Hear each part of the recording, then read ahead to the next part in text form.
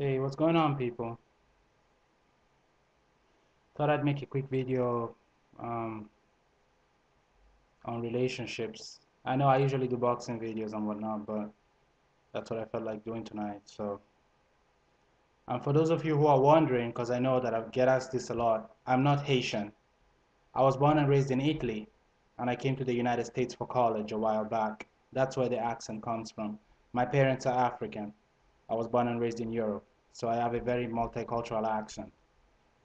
I speak several languages, so you can hear them all mixed in my English. I speak French, Italian, and English. I'm learning Spanish, but I don't always have time to practice, but that's about it. Um,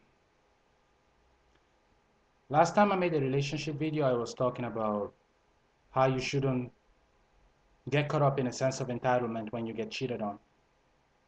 It's the biggest trap that can get people because when you're hurt, there's a lot of emotions going through your mind. You're extremely angry, and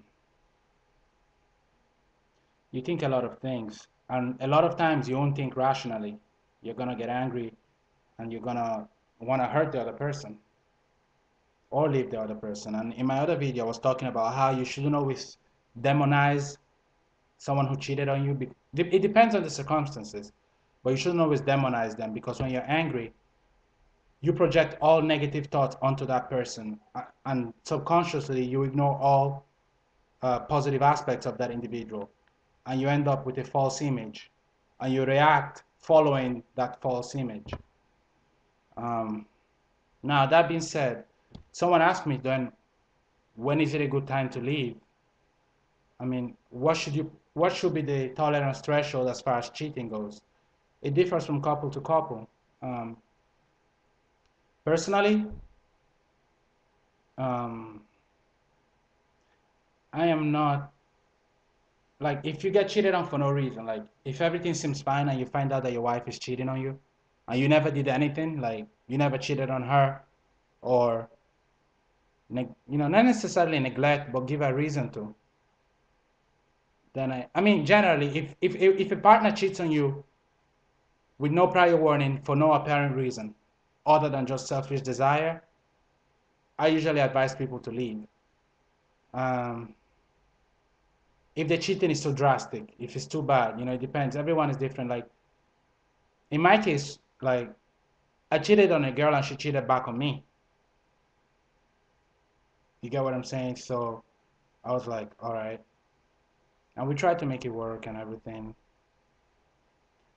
That's one thing. But for instance, it depends on how far a girl goes. Because I've heard of cases where a girl cheats on a guy for like over a year for something he did like 2 years prior. And then she turns around and it's like, I did it to get back at you. That's just BS. She was cheating because she wanted to cheat. And she had an excuse to do it, and she did it. And I think in situations like that, you should leave. Now, sometimes a girl might overreact and cheat on you because that's a very normal thought process. You're going to want to do something that hurts the person in equal or more measure. So, I mean, if a girl like snaps and does it, but tells you about it, all right. Like I said, there are situations where you can work around it. And it also depends on the bond you two share. But like, if a girl sleeps with like 10 guys over a period of 5 months, and then looks at you and is like, it's because you cheated on me, no, that's BS. She's riding the situation using your action as an excuse to do what she wants to do. And in that regard, I'd say, you know what, let it go. And it's hard because, people will always tell you, oh, you don't need that girl or you don't need this guy. Let him go, let her go, just break up with her. The problem with the internet and with young people is that a lot of them are daters. They just date. They date one another. Dating someone and being married to someone are two different things.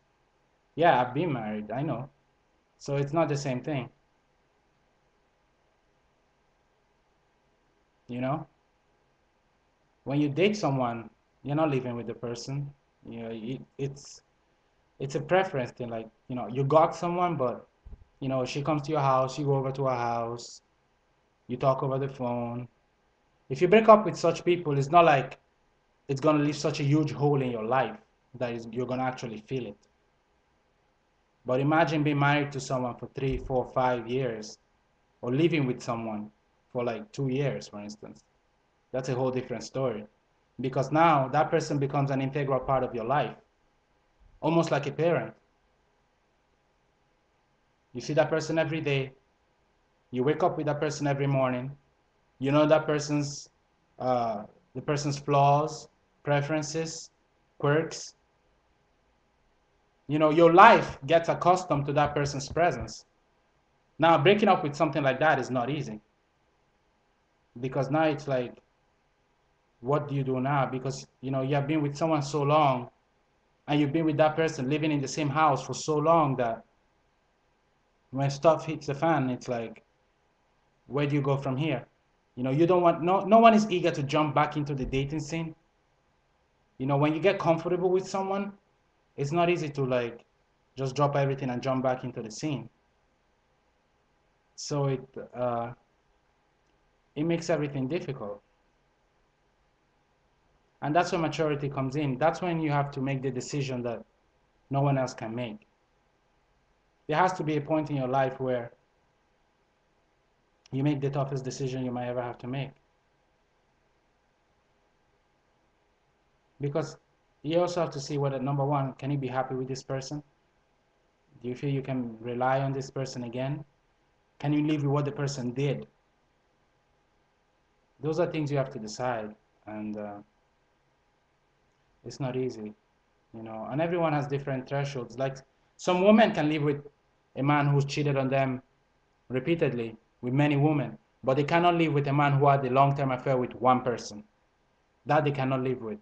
Some women can deal with a man sleeping around, but they cannot deal with a man actually having emotional attachments to other women. Some men can deal with their girls flirting or talking to someone, or even sex, but they can't deal with the girl performing oral sex on another dude. And you can try, but it takes time, and it also has to be genuine effort from the other person to change. But it's not an easy thing to do. You know, and jumping back into the dating scene is not easy either, because you're gonna carry all the lingering feelings from the failed relationship for a long time. It's gonna, I mean, a part of you is always gonna be with that person. So it's understandable when people are not eager to jump into that, you know. But my advice is just, you know, if you're in a situation where something like that happens, where you feel you have to leave, give yourself time, think about it. Like I said, in my case, I believe that if you get cheated on for no reason at all, it's a sign that the person doesn't love you. Or there might be character flaws within the person. And again, it depends on what actually happens. Was the person drunk? Was it once? Was it like the person was drunk and he or she did it, and then she told you or he told you? Or was it a long-term affair that you found out and the person denied? You know, those are the little things that tell you how a person thinks. Because it's easy to get carried away in a relationship and just be like, you know, I love this girl. I'm going to be with her for the rest of my life, but I'll do some things on the side because, you know, yeah, and people around you will tell you that. You tell yourself that, and you're like, all right, I'll do it. And you get caught up in that. And it's a lie. You're lying to yourself because you wouldn't want to get cheated on either. But people do that a lot. So it's up to you to decide whether you want to put up with that or not. It depends on the nature of the relationship and whether you see genuine remorse in the person. But you know, it's hard. It's hard to deal with those things. And there are some times when the person might be defective. The person herself might have issues, and those issues are things that he or she will have to resolve. It doesn't mean you have to suffer for it. So you have to be mature enough to put things into perspective and make the right decision based on what you feel is best. But that decision is not going to be easy to make. And my advice, get a counselor if you have to, a therapist, anything you have to do to help yourself. Because relationships are very hard emotional affairs. They take a lot of you, physically and mentally. So coming out of those can leave you drained and weakened spiritually as well.